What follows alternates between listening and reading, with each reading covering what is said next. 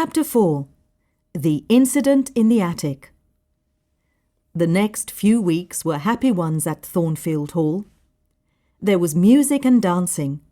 The guests played games like billiards and charades. The longer I stayed at Thornfield Hall, the closer I felt to my master. Of course, I had to remind myself not to show these feelings. If Mr. Rochester married Miss Ingram, he might decide to send Adele to school. He wouldn't need me as his governess. I held Adele tight when I thought about this. One evening, Adele saw a carriage arriving. She ran excitedly to the window to see who it was. I looked out of the window and saw a stranger. He was a well-dressed man with dark hair. He said that his name was Mr. Mason, and that he and Mr. Rochester were old friends. But Mr. Rochester looked alarmed when he saw him. His face turned white. Mr. Rochester and Mr. Mason talked for a long time that night. They went to bed very late. I woke up suddenly and heard a terrible scream from the room above my bedroom. Then there was a lot of noise, as if people were fighting. There was another loud scream. "Help!" I heard a voice shout. "Rochester, come quickly! Help me!" I heard doors opening and the sound of someone running. I put on my clothes and opened my door. All the visitors were awake and standing outside their doors. What's happened? What's going on? They cried. Is there a fire? I heard Who something. screamed? Mr. Rochester came down the stairs from the attic. His friends crowded around him, asking him questions. Everything is all right. He told them. But we heard such a terrible noise, Said Miss Ingram. One of the servants had a nightmare. He explained to them. That is all. She's a very nervous person. She thought that she saw a ghost, and so she screamed. Please go back to bed now. There is no need to worry. One by one, the ladies and Mr. Rochester's friends went back to their rooms. I also went back to my room, but soon afterwards someone knocked at my door.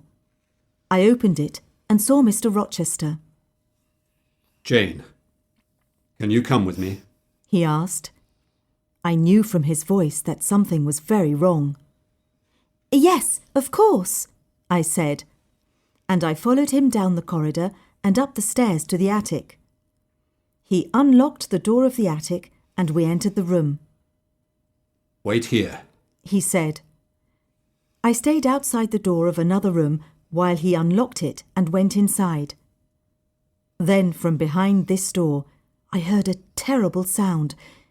It sounded like a wounded animal crying with rage. Once again I heard that cruel, frightening laugh. Was Grace Poole inside that room? Mr. Rochester came out and locked the door again. Are you afraid of the sight of blood, Jane? He asked me. I don't think so, I replied. Then come into the room with me. He said. I entered the room and saw that Mr. Mason was lying on a large bed. His face was pale and his eyes were closed. His white shirt was covered in blood. Is he dead? I asked. No. Mr. Rochester replied. He isn't badly hurt, but I must go and call a doctor for him. Will you stay with him until I return? Mr. Mason moved and tried to speak. Mr. Rochester said to him, Don't try to talk, Mason. You must not speak to Jane while I am away. Mr. Rochester left me alone with the injured man.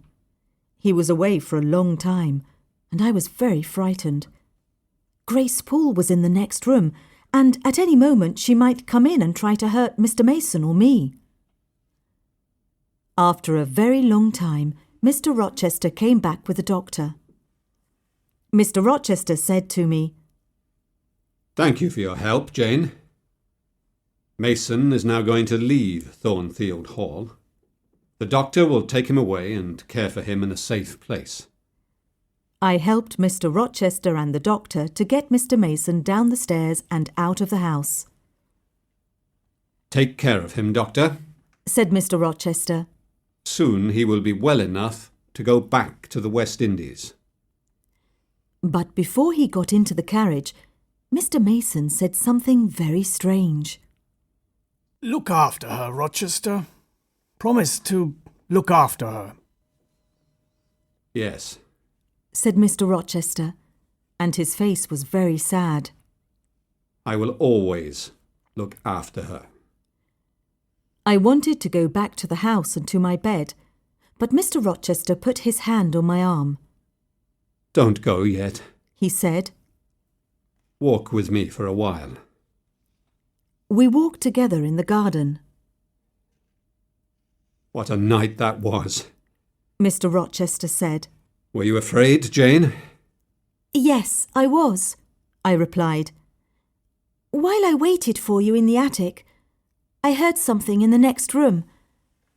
I heard a terrible laugh. Was it Grace Poole, Mr. Rochester? Will she go away now? Don't worry about Grace Poole. He said. He did not look at me as he spoke. She will not harm you. It is Mason I fear. I will not be happy until he is back in the West Indies. But Mr. Mason is a quiet and gentle man, I said, surprised. I'm sure that he will do what you tell him. No, he'll not hurt me knowingly. Mr. Rochester replied. But he might say something without meaning to, which would do me great harm. I was surprised when I heard this.